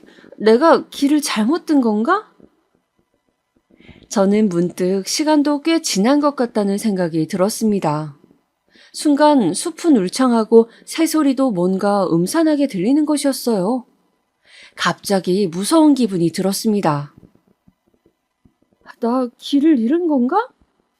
누구 없어요? 아무도 없어요? 놀라서 소리를 지른 제 목소리는 바람에 실려 사라질 뿐이었습니다. 저는 일단 바위에 앉아서 다시 올라왔던 길을 더듬어 내려가 보자고 마음을 먹었어요. 삐삐가 있긴 했지만 공중전화가 없으니 산속에서 연락을 취할 방법도 없고 조금씩 어두워져 가는데 가만히 있을 수는 없다는 생각이 들었어요. 가벼운 산행이라 생각했기에 운동화도 밑창이 얇은 것이었어요. 저는 바위 뒤에 내리막길이 있는 것을 눈으로 살피면서 다리를 내뻗었습니다. 그런데 몸이 주르륵 하고 미끄러지면서 길이 있는 줄 알았던 곳이 풀 사이로 우거져 있는 곳이 급경사라는 것을 깨닫는 순간 덥석 어떤 손이 저를 잡아 올리는 것이었습니다. 괜찮으세요? 크고 따뜻한 손이 있는 힘껏 저를 끌어올렸어요. 크게 다칠 뻔한 저를 구해준 사람은 듬직한 청년이었습니다. 마치 공장일로 몸이 항상 단단하신 우리 아버지 같은 다부진 느낌이었어요. 저는 난생 처음 뭔가 간질간질한 이상한 기분이 온몸을 타고 올라오는 것 같았어요. 많이 놀라셨죠? 여기 물 좀 드시고 제가 부축해드릴게요. 남자는 제 간이배낭을 대신 짊어지고 내려가는 길을 안다며 저를 내내 이끌어줬습니다. 저는 미끄러질 뻔한 충격과 미묘한 기분 때문에 뭔가에 홀리듯이 그 사람을 따라 산을 내려갔습니다. 산을 내려간 남자는 조심스레 말하더군요. 저 실례가 안 된다면 놀라신 것 같은데 저랑 간단한 욕이라도 하시는 건 어떠세요? 저도 놀라서 그런가 배가 고파서요. 네. 그럼 오늘 도와주셔서 무사히 내려왔으니 제가 식사 대접하겠습니다. 그 남자와 저는 등산 초입에 있던 허름한 백반집을 가서 식사를 함께 했습니다. 그렇게 그 사람과의 인연이 시작되었어요. 백반집에서 된장국에 밥을 먹으며 참 어색했지만 어쩐지 싫지는 않았어요. 우리는 그날 막걸리 집으로 자리를 옮겨 많은 이야기를 나누었습니다. 그 남자는 제가 사는 도시에서 가장 좋은 대학교를 졸업한 사시 준비생이었습니다. 그 어렵다는 법대를 졸업했다고 했는데 사회에 보탬이 되는 인권 변호사가 되기 위해 공부한다고 했어요. 제가 대학을 졸업했다는 그 사람에게 대단하다고 말하며 나도 신문 같은 걸 좀 잘 읽어보고 싶다고 하자 그 사람은 시사 상식 같은 것들을 자신이 알려줄 수 있다고 하더군요. 어려운 말들도 자신이 설명해주면 쉬울 거라고요. 저는 어차피 대학 갈 준비도 해야 하는데 이 사람이 설명을 해준다면 어쩐지 예전보다는 공부가 덜 싫을 것 같다는 생각이 불현듯 들었습니다. 그렇게 일주일에 한 번씩 정기적으로 우리는 만나게 되었어요. 수업을 부탁하게 되면서 소정의 수업료라도 지불하겠다는 저의 이야기에 그분은 손사래를 치면서 어묵 공장 다니신다면서요. 그런 환경에서 공부하고자 하시는 게 정말 대단한 겁니다. 그리고 저도 전문가도 아니고 그저 공부하다가 머리도 식힐 겸 이야기 나누고 싶은 것이니 편하게 빵집에서 한 번씩 봐요. 하더군요. 저는 차마 제 형편에 대해서 제대로 말할 수가 없었어요. 가난한데도 공장을 다니며 공부를 하려 한다고 오해한 그분이 저를 너무 칭찬했기 때문이죠. 그런 채로 우리는 수업이라는 명목으로 만남의 횟수를 쌓아갔습니다. 옛말에 남녀가 붙어 있으면 결국 정분이 난다더니 그렇게 결국 우리는 만난 지 6개월 만에 자연스럽게 연인이 되었어요. 물론 연애를 시작하고 나서도 남자친구가 오해하고 있는 우리 집 형편이라든가 선을 보고 결혼하는 것을 당연하게 생각하는 집안 분위기는 말하지 못했습니다. 어떤 반응을 보일지 두려웠고 제가 거짓말을 했다고 생각할까봐 걱정되었거든요. 그저 이 순간만큼은 이 사람과 즐겁게 보내고 싶다는 마음이었습니다. 남자친구는 한 번씩 저를 대포집에 데려가 술 한 잔을 권하면서 어려운 정치 이야기들을 하기도 하고 또 가난한 자신의 처지를 비관하기도 하더군요. 저는 저를 귀해한다고 말하면서도 아무것도 해줄 수 없다고 슬퍼하는 그 사람에게 어느덧 마음을 많이 주고 있었습니다. 좀 측은지심 같은 것도 있었던 것 같고 또 제가 가지지 못한 똑똑한 모습이 굉장히 호감도 갔던 것 같아요. 그 사람은 오남매 중 차남으로 형보다 공부를 잘해 집안을 세울 기둥이라고 기대를 한 몸에 받고 있다고 했어요. 제가 살던 대도시 근처의 작은 시골 동네 출신인데 아직도 동네에서 제일 공부 잘한 아들 뒀다고 사람들이 부러워해서 부모님께서 자랑스러워 하신다며 자신은 꼭 사시에 붙어야 한다고 말했습니다. 하루 종일 하숙집에 앉아 책과 씨름할 때면 가끔은 그런 기대가 천근만근 돌덩이보다 무겁게 어깨를 짓누른다고 했어요. 그래도 일주일에 한 번 저랑 만나서 이야기를 할 때는 그나마 잊을 수 있다면서 환하게 웃었습니다. 처음 식사를 하면서 제가 어묵 공장에 다닌다고 이야기한 후로 오빠는 저의 집안 형편에 대해서 자세히 묻지 않았습니다. 저의 다 늘어진 티셔츠와 질끈 묶은 머리 때문인지 아마도 제 형편을 안 좋게 추측하는 것 같았어요. 데이트를 하고 날 때 제가 가끔 돈을 내려고 하면 오빠는 화를 내면서 말했거든요. 나 밥 사줄 돈 있으면 집에 갈 때 빵이라도 사서 부모님 드리라고요. 저도 그런 오빠에게 차마 제가 일하는 어묵공장 사장님이 아빠라고 이야기할 수는 없었습니다. 부르주아니 뭐니 하면서 읽은 책에 대해서 열변을 토하는 오빠는 부자들은 모두 양심이 없고 법을 조롱하는 인간들이라고 믿는 것 같았거든요. 저는 이런저런 생각 없이 그저 그 사람과의 시간을 오롯이 즐기고 싶었어요. 우리가 결혼을 하지 못하더라도 훗날 청춘의 아름다운 기억으로 남을 것이니까요. 오빠는 대학 인근의 하숙집에서 하숙을 하면서 공부를 하고 있었습니다. 저는 그런 오빠의 하숙집 앞에 종종 어묵을 싸들고 찾아가곤 했어요. 오빠, 내가 방금 전에 튀긴 어묵이야. 배고플 때 간식으로 먹어. 오빠는 항상 제가 가져다 주는 어묵을 고마워하며 받아 맛있게 먹곤 했어요. 저는 왠지 그럴수록 더 챙겨주고 싶은 마음에 더 자주 하숙집 앞에 찾아가게 되었습니다. 물론 부모님께는 좀 공부하고 싶은 게 있어서 퇴근 후 공부하고 집에 가겠다고 했어요. 부모님은 공부랑 담쌌던 애가 무슨 공부하냐고 의아해 하셨죠. 저는 오빠에게서 들은 책 이름들을 대면서 요즘 이것저것 궁금한 게 많다고 둘러댔습니다. 부모님은 처음에는 좀 미심쩍어 하시는 듯 하더니 제가 책 이름을 줄줄 이야기하며 내용까지 언급하자 우리 딸이 뒤늦게 공부에 관심을 가지는구나 하시며 기꺼워하셨어요. 아빠는 너무 공부가 늦는 날은 데리러 갈 테니 언제든 삐삐치라는 말도 하셨죠. 저는 그렇게 나름 007 작전처럼 오빠와 연애를 이어갔어요.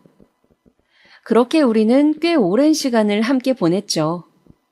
오빠는 저의 옷차림에 대해서도 타박하지 않았고 소박하고 성실해서 넌 뭘 하든 잘 될 것이라고 꼭 대학 공부해서 진학하길 바란다며 항상 응원을 해주었어요. 그 사람의 다정한 말을 듣고 하루의 피로를 씻어내며 저는 고향에 남아 이 사람과 미래를 꿈꾸고 싶어졌습니다. 사실 처음에는 그냥 지나갈 인연이겠지, 결국은 부모님 말씀대로 선을 봐야겠지 하는 생각으로 정을 많이 안 주려고 애썼지만 시간이 지날수록 통제가 되지 않았습니다. 제가 꿈에 그리던 다정하고 세심한 남자였기 때문이죠. 그저 얼른 이 사람이 사법고시에 붙어 변호사가 되면 집안이 한미하더라도 부모님께 소개를 시켜봐야겠다. 똑똑한 사람이니 좋게 봐주실 수도 있을 거야 라는 희망을 품고서 저는 곧 치러질 사법고시 1차 시험에서 좋은 소식이 들려오기를 간절히 바라면서 열심히 뒷바라지를 했습니다. 하숙집에 가서 끼니도 챙겨주고 어묵을 가득 담아 도시락을 싸가기도 하면서요. 오빠의 하숙집에 왔다 갔다 하는 것이 처음에는 걱정이 됐지만 2층으로 된 단독주택에서 오빠가 기거하는 방은 한쪽으로 돌아가 구석에 있어 사람들을 거의 마주치지 않다 보니 저는 그렇게 한 번씩 오빠네 집에 드나들게 되었습니다. 우리가 만난 이듬해 2월, 오빠는 사법고시 1차 시험을 치렀습니다. 부모님이 응원을 오신다고 하여 저는 시험장으로 들어가는 오빠를 멀리서 바라보며 응원할 수밖에 없었습니다. 저는 멀리서 오빠가 열심히 공부한 만큼 꼭 좋은 결과 있기를 부처님께 빌고 또 빌었습니다. 다행히 오빠는 1차 시험을 무사히 합격했습니다. 저는 정말 뛸 듯이 기뻤어요. 그동안 고생한 것이 헛되지 않은 것 같아 드디어 오빠도 가난한 집안을 먹여 살려야 하는 부담이나 자신이 성공해야만 한다는 짐을 어서 좀 덜어낼 수 있기를 바랐어요. 사실 오빠가 데이트를 할 때 술이 한 잔 들어가면 그런 부담감들을 저를 붙잡고 토로하곤 했거든요. 미연아, 너도 가난에 대해 알지? 우리 집은 말이야. 너무 가난한데 식구가 많아. 그런데 내가 제일 공부를 잘해서 난 꼭 사실 패스해야 돼. 그게 내가 낳아준 부모님한테 할 수 있는 유일한 보답이니까. 저는 오빠가 그럴 때마다 사실 잘 공감은 안 되었지만 그저 이 사람이 더 이상 마음 아파하지 않았으면 내가 도움이 될 수 있다면 얼마나 좋을까라는 생각을 하곤 했어요. 그리고 그런 한탄을 하며 오빠는 언제나 너도 나와 사정이 비슷해서 좋다면서 대하기가 편하다고 하는 것이었습니다. 저는 어묵 공장에 다니고 언니와 오빠는 서울에 일하러 갔고 부모님은 소일거리를 하신다고 둘러댄 상태였기 때문에 그럴 때마다 가슴이 뜨끔하곤 했습니다. 언젠가는 솔직하게 내 상황을 말해야 한다는 생각을 하면서도 우리는 정말 통한다면서 저를 의지하는 오빠에게 차마 입이 떨어지지 않았습니다. 오빠가 1차를 합격하고 2차를 준비할 그 무렵 저희 집에서는 이제 대학을 가야 한다고 본격적으로 부모님께서 압박을 주시기 시작했어요. 가정교사 선생님들이 오시고 저는 공장을 거의 나가지 않고 집에서 공부를 하게 되었습니다. 저는 오빠를 만나기 위해 부득불 서점이나 도서관에 가서 혼자 책을 보고 공부하는 시간을 보장해달라고 우겨서 일주일에 한 번을 겨우 오빠를 만나러 갈 수 있었어요. 여전히 부모님은 미심쩍어 하시면서 저에게 무슨 책을 샀는지 뭘 읽었는지 캐물으셨지만 저는 오빠를 만나서 어차피 공부도 하기 때문에 잘 둘러댈 수 있었습니다. 그렇게 우리는 3, 4개월 동안 일주일에 한 번씩만 얼굴을 보면서 지냈어요. 자주 보지 못해서 미안하다는 오빠에게 저는 어묵 공장이 바쁘다고 오빠에게 2차 준비에 전념하라고 웃으며 말했습니다. 사실은 대학을 가기 위해 과외를 받고 있었지만요. 그리고 6월이 되어 오빠는 2차 시험을 치렀습니다. 저는 그날만큼은 일이 있다고 둘러대어 시험장 근처 먼 발치서 온 마음을 다해 오빠를 응원했어요. 드디어 2차 시험 발표가 난 10월, 오빠는 당당히 2차 시험도 합격했어요. 저는 진짜 너무 기뻐서 그 소식을 듣자마자 길거리에서 오빠 손을 붙잡고 팔짝팔짝 뛰었어요. 이대로 오빠가 3차 면접을 통과하고 또 내가 대학을 다닌다면 우리의 미래는 너무 밝을 것만 같았습니다. 오빠는 저에게 이제 내가 우리 미연이 힘들지 않게 살게 해줄게. 조만간 부모님과 식사 자리 한번 만들자. 라고 든든하게 말해주더군요. 저는 이제는 진짜 제 사정을 말해야 하지 않을까 싶었지만 가난한 줄 알았는데 사실은 풍족한 집안 딸이라는 것은 별 문제되지 않겠지라고 그저 단순하게 생각하고 있었습니다. 사실 이제와 이야기하려니 혹시나 오해를 할까봐 이러지도 못하고 저러지도 못했다는 게 맞겠죠. 차라리 처음부터 솔직하게 이야기했다면 좋았을 것을 말이죠. 그렇게 오빠는 3차 면접을 준비하고 2차보다는 합격하기 쉽다는 3차 역시 가뿐하게 통과했습니다. 저는 신문에서만 보던 사법고시를 내 남자친구가 합격했다고 하니 정말 실감도 나지 않고 오빠가 대단하게만 보였어요. 최종 합격 소식을 들은 것은 막 겨울로 접어드는 11월경이었어요. 오빠는 이제야 떳떳하게 너를 우리 집에 인사시키고 또 예비 처가에 인사드릴 수 있게 되었다면서 그동안 기다려줘서 고맙다고 제 손을 꼭 붙잡고 금은방에서 샀을 얇은 금반지를 끼워주며 결혼하고 싶다고 청혼을 하더군요. 저는 어쩐지 눈물이 날 것 같았습니다. 없는 형편에 용돈을 모아서 반지를 사러 갔을 오빠의 모습이 떠올라서요. 그리고 분명 좋은 일이긴 한데 한편으로는 그동안 말하지 않았던 것들을 밝히려니 두렵기도 하더군요. 그래서 저희 부모님을 먼저 만나고 싶다는 오빠 이야기에 일단 오빠네 부모님과 식사 자리를 먼저 하자고 이야기했어요. 내가 먼저 인사드리는 것이 맞는 것 같다고요. 사실 저는 또 저대로 대학 갈 준비로 학력고사를 12월에 앞두고 있었는데 일단 오빠네 부모님께 인사를 드리면서 제가 학력고사를 보고 곧 대학에 갈 것이고 저희 집안이 나름 유복하다는 것을 모두가 계신 자리에서 밝히고 결혼 허락을 받을 생각이었어요. 결혼해서도 제가 대학을 다녀야 하는 부분도 걸리고 해서요. 대신 대학은 부모님을 설득해서 서울로 가지 않고 지금 살고 있는 여기서 다니는 것으로 이야기를 하고 싶었습니다. 그렇게 저는 11월 중순 오빠가 잡아두었다는 한정식 집에서 오빠의 부모님을 처음 뵙게 되었어요.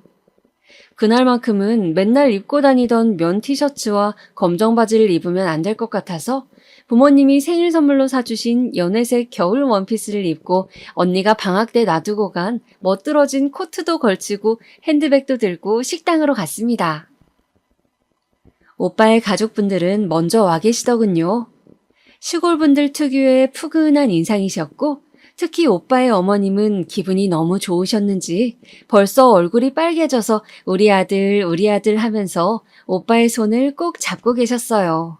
연신 어깨를 쓰다듬으시면서요. 안녕하세요. 저는 김미연이라고 합니다. 저는 그분들에게 다가가서 수줍게 인사를 드렸습니다. 왔어? 저의 꾸민 모습에 오빠는 적잖이 당황한 기색이었지만 한껏 꾸미고 온 모습이 싫지는 않았는지 볼에 홍조를 띠더군요. 이 아가씨가 오늘 소개한다던 여자친구냐? 오빠의 아버지가 저를 아래 위로 살펴보시며 말씀하시더군요. 오빠의 어머니는 저를 이리저리 살피기만 하시고 별다른 말씀이 없으셨어요. 저는 그 눈길이 조금 부담스러웠지만 첫 만남이라 어색한 거겠지 하면서 애써 미소를 지었습니다. 그동안 말씀 많이 들었습니다. 늦게 인사드려서 죄송합니다. 그러자 아무 말이 없으시던 오빠의 어머니께서 대뜸 말씀하시는 것이었어요. 그래, 아가씨는 무슨 공장에 다닌다고요? 무슨 공장이라고 했죠? 뭔가 공장이라는 단어가 특히 도드라지는 것 같았어요. 순간 저도 모르게 민망한 기분이 들더군요. 제가 뭔가를 잘못한 것처럼요. 네, 저기 땡땡동에 있는 어묵 공장에 다닙니다. 제 대답을 듣자마자 아버지는 말없이 소주를 한 잔 따라 드셨고 어머니는 옆에 있던 오빠의 형과 동생들을 보면서 한숨을 쉬시더군요. 저는 그런 반응이 좀 당황스러워서 일단 가만히 있었어요. 저기 아가씨가 참하고 성실해 보여요. 그런데 우리 아들이 이번에 정말 큰 시험을 합격한 건 알고 있죠? 라며 갑자기 오빠의 어머니가 제 손을 덥석 잡으시더라고요. 저는 고개를 끄덕이면서 너무 기쁜 일이라고 오빠가 참 자랑스럽다고 말씀드렸습니다. 똑똑한 아들 두셔서 좋으시겠다는 말도요. 근데 둘이 좀 지낸 시간이 있단 얘기는 내가 들었는데 우리 아들은 결혼을 하고 싶다고 하던데 아가씨도 그런가요? 대뜸 어머니는 저에게 결혼 이야기를 하시는 것이었어요. 저는 저희끼리는 그렇게 이야기가 되었다고 조만간 저희 부모님과도 식사 자리를 하려 한다고 말씀드렸습니다. 제 이야기를 듣던 오빠의 어머니는 갑자기 표정을 굳히시더니 저에게 말씀하셨어요. 아가씨, 미안하지만 결혼에 대해서는 좀 신중하게 서로 생각해보는 게 어떨지. 우리 아들이 이번에 사시를 붙다 보니까 벌써 여기저기 선자리가 많이 들어오고 있거든요. 저는 방금 무슨 이야기를 들은 것인지 머리가 혼란스러웠어요. 어머니의 이야기를 듣던 오빠도 크게 당황하는 기색이었습니다. 엄마, 그게 무슨 말씀이세요? 사람 면전에 앉혀두고 너무하신 거 아니에요? 저는 관심 없다고 말씀드렸잖아요. 이 사람이 제 아내가 될 사람이라고요. 그러나 오빠가 소리치는 것이 들리지 않는다는 듯 어머니는 말씀을 이어가셨어요. 우리 아들이 아직 세상 물정을 몰라서 일이 순진한데 아가씨는 공장 일만 해서 순진한 건지 아니면 계산이 빠른 건지 내가 모르겠소만 이렇게 기우는 결혼은 난 들어보지도 못했어요. 그러니까 결혼 이야기는 없던 것으로 하고 서로 좋은 추억으로 남기는 것이 좋겠어요. 아가씨도 형편 맞는 사람 만나서 마음 편하게 사는 게 좋지 않겠어요? 순간 저는 기분이 너무 나빠서 오빠의 어머니에게 말씀을 드렸습니다. 왜 제가 오빠랑 결혼을 할 수 없는지 확실하게 이야기를 해주시면 말씀 듣도록 하겠습니다. 왜 그동안 좋은 마음으로 서로 잘 지내온 우리가 헤어져야 하나요? 제 말에 오빠의 아버지는 답답하다는 듯이 술 한 잔을 들이키시고 어머니는 급기야 언성을 높이시더군요. 그걸 말이라고 합니까? 아가씨가 대학도 안 가고 어묵 공장 다닌다면서요. 그러면 아가씨네 집안 형편이야 안 봐도 뻔하잖아요. 아무것도 재산도 없고 살기 힘든 집 아니겠어요? 자식을 공부도 안 시키고 공장에 보내고 있다는데 우리는 형편이 안 좋았어도 대학까지 다 공부시켰어요. 그런데 어떻게 언감생심 40까지 붙은 내 아들을 넘봅니까? 아무것도 없는 거지 같은 천한 집구석 출신이 꼭 이런 이야기까지 대놓고 해야겠어요? 거지 같은 천한. 저는 제 귀를 의심했어요. 살면서 진심으로 단 한 번도 들어보지 못한 단어였어요. 제가 이런 이야기를 듣는 이 순간에도 공장을 어떻게 하면 더 잘 운영해서 직원들 보너스를 챙겨줄까, 많은 사람들이 맛있는 어묵을 저렴하게 먹을 수 있을까 노력하실 아버지의 모습과 항상 저를 걱정하시면서 맛있는 밥을 차려주시는 엄마, 자식밖에 모르시고 애지중지하면서 저를 키워주신 두 분이 이런 말을 들을 이유는 없었습니다. 하늘의 맹세코 우리 부모님은 돈이 있고 없고를 떠나서 이런 모욕적인 소리를 들으실 이유가 없으셨어요. 저는 입을 앙 다물었습니다. 여기서 눈물을 보이거나 맥없이 일어서고 싶진 않았어요. 이것은 저 혼자만의 문제가 아니라 우리 집안의 명예가 달린 일이었어요.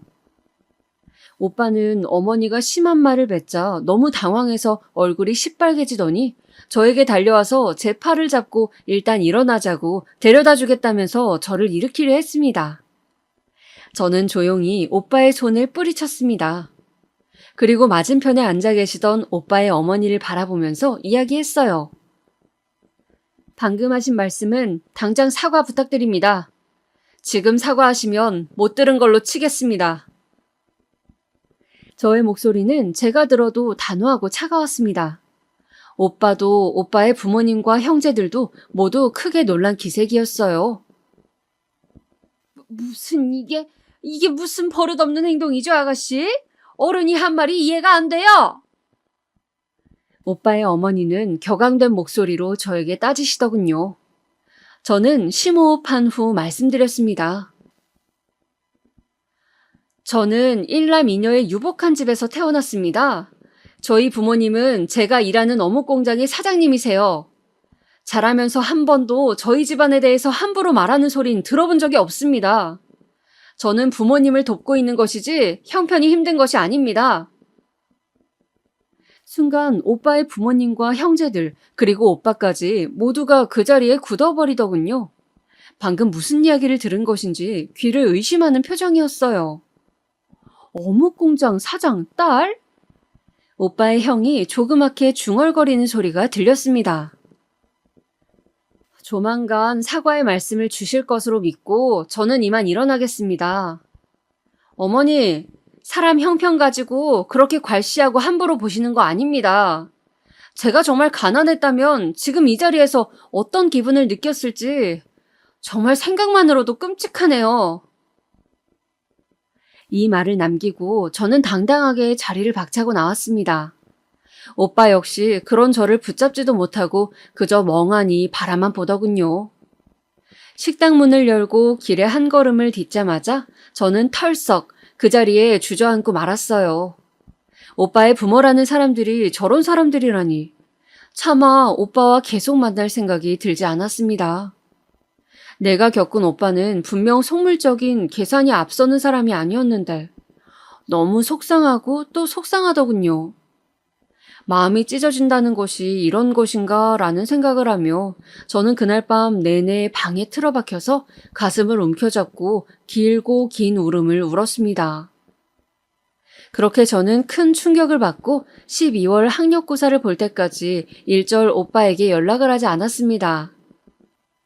집에만 틀어박혀서 시험 준비만 하고 밖을 나가지 않았고 삐삐는 그냥 꺼두었어요. 그동안 오빠가 어떻게 지내는지, 저와는 어떻게 할 생각인지 그런 것들도 궁금하지 않았고 그저 오빠를 포함해 그 집 식구들을 보고 싶지 않았습니다. 무사히 학력고사를 끝내고 아버지께서 오늘은 아빠랑 단둘이 맛있는 거 먹으러 가자면서 어느 날 대뜸 어떤 식당으로 저녁 5시까지 오라고 하셨습니다. 저는 아빠가 공부하느라 고생했다고 그러시나 보다 하면서 즐거운 마음으로 식당으로 갔습니다. 단독 방으로 되어 있는 고급 식당이었는데 가족들과 가끔 기분 좋은 일이 있을 때 오는 곳이었어요. 드르륵 문을 밀고 들어가자 아빠가 앉아 계셨어요. 그런데 아빠의 맞은편에 연락을 끊었던 오빠가 앉아 있는 것이 아니겠어요? 저는 너무 놀라서 말을 더듬거렸습니다. 오빠, 이게 어찌된 일이에요? 오빠가 왜 여기 있는 거죠? 아빠랑 아는 사이예요? 못 본 사이 오빠는 더 멋있어져 있었습니다. 깔끔한 양복을 차려입고 머리도 이발을 했더군요. 내가 오라고 불렀다. 미연이 너를 너무 보고 싶어 해서 말이다. 아빠가 말씀하셨어요. 저는 일단 당황스러운 마음을 가라앉히면서 자리에 앉았습니다. 아빠의 말씀인즉 제가 그렇게 두문불출하고 난 후 오빠가 공장 앞에서 며칠을 계속 서 있더래요. 그래서 아빠는 처음엔 직원 중 누구의 지인인 줄 알고 며칠이나 계속 허탕을 치는 모습이 안쓰러워 누구를 찾느냐고 물어봤다고 합니다. 그러자 오빠가 대뜸 아빠 앞에서 큰 절을 하더래요. 처음 뵙겠다고 미연이 남자친구라고요. 아빠는 몹시 놀랐지만 일단 일으켜 세운 다음 근처 식당에 가서 식사나 함께 하자고 하셨대요. 그리고 오빠는 아빠에게 저를 그동안 만나왔던 이야기, 사시 공부하면서 제가 자신을 얼마나 잘 챙겨줬으며 어떻게 우리가 결혼 약속을 하게 되었는지까지 다 말씀을 드렸다고 해요. 그리고 왜 제가 연락을 끊어버렸는지에 대해서도요. 아빠는 오빠의 말씀을 다 들으시고는 나도 가난했던 시절이 있었고 이렇게 자랑스러운 아들이니 부모님 입장에서는 한 번쯤 욕심이 나셨을 수도 있다고 저에게 그렇다고 어른들에게 버릇없이 그리하면 되냐고 호통을 치시더군요. 저는 억울했지만 아빠가 오빠를 적잖이 마음에 들어하는 눈치여서 그냥 말씀을 듣고 있었습니다. 그리고 그렇게 오빠와 식사를 한 후 아빠는 집으로 돌아가셔서 엄마에게도 오빠의 존재를 말씀하셨어요. 엄마 역시 오빠가 가난하더라도 우리가 돈이 있으니 사시도 패스했겠다, 결혼시켜도 괜찮다고 좋아하시더라고요. 저는 이건 아니다 싶으면서도 한편으로는 오빠 하나만 보면 괜찮은 사람인데 라는 생각으로 갈피를 잡지 못하고 뭔가 그렇게 양가의 결혼 추진에 끌려가게 되었어요. 오빠는 부모님이 사과 자리를 마련하신다며 정말 후회 많이 하시고 있다고 다시 식사를 같이 하자고 했어요. 저는 정말 내키지 않았지만 저도 잘한 것 없다는 저희 부모님 말씀과 또 계속해서 저를 설득하는 오빠의 권유에 못 이겨서 나가지 말았어야 할 그 자리에 또 나가고 말았습니다. 그 전과는 달리 오빠의 형제들은 오지 않았고 부모님만 오셔서 저를 기다리고 계시더군요. 안녕하세요. 저는 별로 할 말이 없어 그냥 간단하게 인사를 하며 목례를 했습니다. 아이고, 우리 이쁜 며느라가 왔니? 어머니는 저를 보시더니 자리에서 벌떡 일어나셔서 저를 환대해 주셨습니다.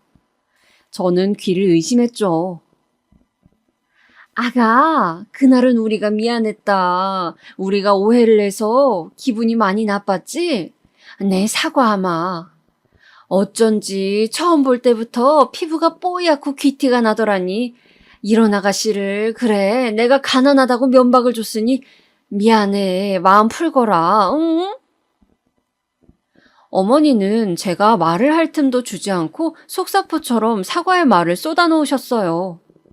옆에 계신 오빠의 아버지도 은근히 제 눈치를 살피는 기색이셨죠. 저는 어머니의 사과를 들었지만 그래도 기분이 너무 찝찝했습니다. 제가 알고 보니 형편이 좋다고 해서 손바닥 뒤집듯이 이런 사과를 바라는 것이 아니었기 때문입니다. 가난하다고 해서 사람이 아닌 것은 아니잖아요. 저는 오빠의 가난함을 알았지만 오빠라는 사람 자체를 보고 만났던 것인데 저는 저에 대해서도 오빠의 부모님이 가난하든 가난하지 않든 어느 정도의 존중을 해주시는 태도를 바라고 있었습니다. 그러나 이런 제 의견을 강하게 내세우는 것이 자칫 버릇없는 행동으로 보일 수도 있기에 저는 마지못해서 사과를 받아들였어요. 그렇게 저는 본격적으로 결혼 준비를 하게 되었습니다. 사실 결혼을 마음먹으며 저는 전에 겪은 예비시모의 태도가 계속 마음에 걸렸지만 제가 좋아하던 오빠였기에 불미스러운 일들은 마음에서 무시하려 했었습니다. 그렇게 결혼 준비를 하면서 3년 전쯤 시집간 사촌 언니에게 이것저것 결혼 준비나 웨딩드레스 등 여러 가지를 물어보면서 저는 눈코 뜰 새 없이 바쁘게 지냈습니다.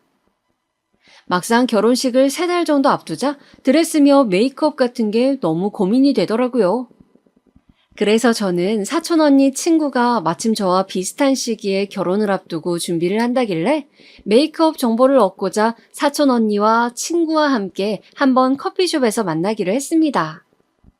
사촌 언니의 친구는 서울에 빌딩을 가지고 있는 큰 부잣집 딸이었는데 얌전하면서도 착한 분이더군요. 그분과 여러 가지 결혼식 정보에 대해서 이야기를 하다가 문득 예비 신랑에 대해 이야기를 나누게 되었습니다. 저는 오빠랑 1년 넘게 연애를 했거든요. 부모님 몰래요. 법대 졸업생이던 오빠가 사시를 붙게 되고 그래서 부모님께서도 허락해 주셔서 마침내 결혼할 수 있게 됐어요. 어머, 너무 로맨틱하다. 근데 사시 붙었다고? 나 결혼할 사람도 사시 붙었어. 어머, 우리 예비신랑들끼리 서로 아는 사이겠는데? 아, 진짜요? 와, 세상이 진짜 좁네요, 언니. 언니는 선보신 거예요? 난 선봤지. 사실 남편 집안이 좀 별 볼 일 없어서 고민했는데 사람은 괜찮더라고. 둘째인데 첫째 장남이 구실을 못해서 이 사람이 장남 노릇을 해야 된다나 봐. 열쇠 몇 개 해가야 될 것 같아. 언니 친구는 좋으면서도 걱정도 많은 듯이 투덜대면서 웃었습니다. 저는 결혼 관련 수다를 잔뜩 떨고는 기분이 좋아 집으로 왔고요. 언니의 친구분이 추천해준 드레스샵과 메이크업 샵을 한번 가볼 예정으로 오빠에게 연락을 해서 가보고 싶은 곳이 있다고 했지만 오빠는 바쁘다고 했어요. 요즘 좀 정신이 없다고요. 결혼 앞두고 여기저기 인사 다니느라고 오늘은 멀리 친척 집에 가 있다고 했습니다. 전 엄마랑 가려다가 사촌 언니가 봐주면 더 좋을 것 같아 언니에게 전화를 했어요. 언니는 오늘 안 그래도 전에 만났던 그 친구도 드레스샵 예비신랑하고 온다고 하던데 그럼 너도 같이 따라가 볼래? 하더라고요. 저는 그렇게 샵으로 가게 되었습니다. 샵은 아주 크고 화려했어요. 하얗고 으리으리한 건물이었죠. 저는 설레는 마음으로 가게로 들어섰어요. 저 멀리에 서 있는 사촌 언니와 그 친구가 보였어요.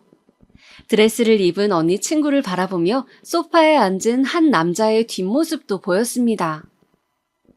그런데 어딘지 익숙한 그 뒷모습은 아무리 봐도 오빠였습니다. 오빠의 뒷모습이었어요. 저는 너무 놀라서 비틀거리면서 몸을 가누려 애썼습니다. 오빠? 오빠가 왜 여기 있지? 도대체 어떻게 된 거지? 그때 사촌 언니가 저를 발견하고는 불렀어요. 미연아! 저는 간신히 정신을 차리고 또각또각 구두를 신은 발에 힘을 주고서 오빠인지 아닌지 앞모습을 보기 위해 걸어갔습니다. 오빠는 두런두런 이야기를 하고 있다가 구두 소리가 들리자 제 쪽으로 뒤돌아보더군요.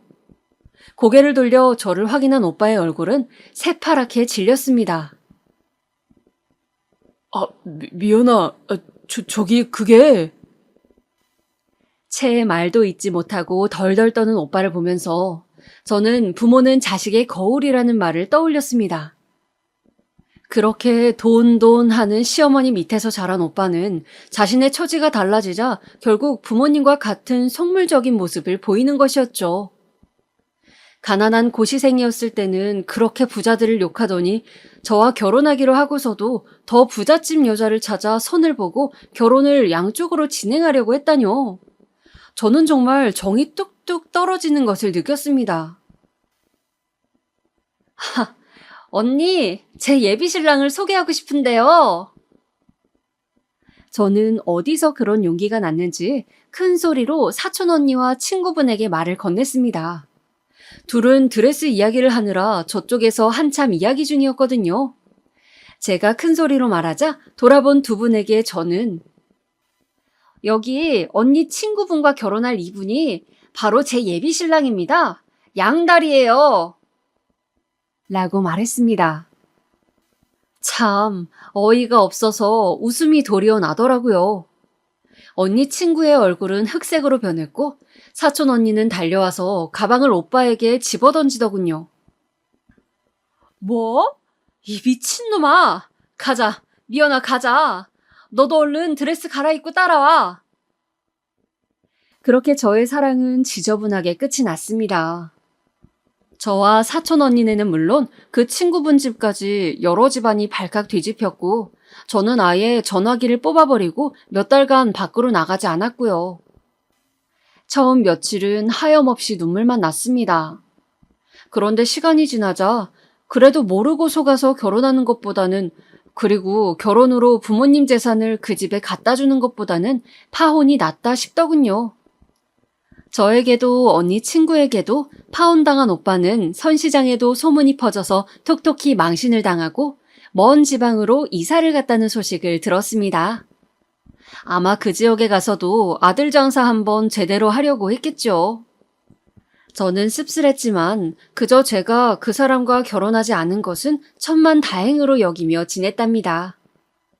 물론 그 후 대학도 가고 인품 좋은 사람을 만나 순탄하게 결혼 생활도 했고요. 지금도 생각하면 온몸이 떨리는 기억이고 그 당시에는 정말 죽고 싶을 만큼 힘들었던 일이었네요. 세월이 흘러 이렇게라도 여러분들에게 털어놓고 나니 홀가분합니다. 역시 평생 마음에 뭔가를 담아두고 있는 것은 정신건강에 안 좋은 것 같습니다. 제 이야기는 여기서 끝입니다. 마지막으로 한 가지 당부드리고 싶은 것은 혹시 주변에 결혼을 앞둔 젊은 아가씨가 있다면 저 같은 일도 있다고 꼭 이야기해 주시면 좋을 것 같아요. 괜히 결혼이 일륜지대사는 아니니까요. 그럼 다들 건강 유의하시고 행복한 하루 보내세요.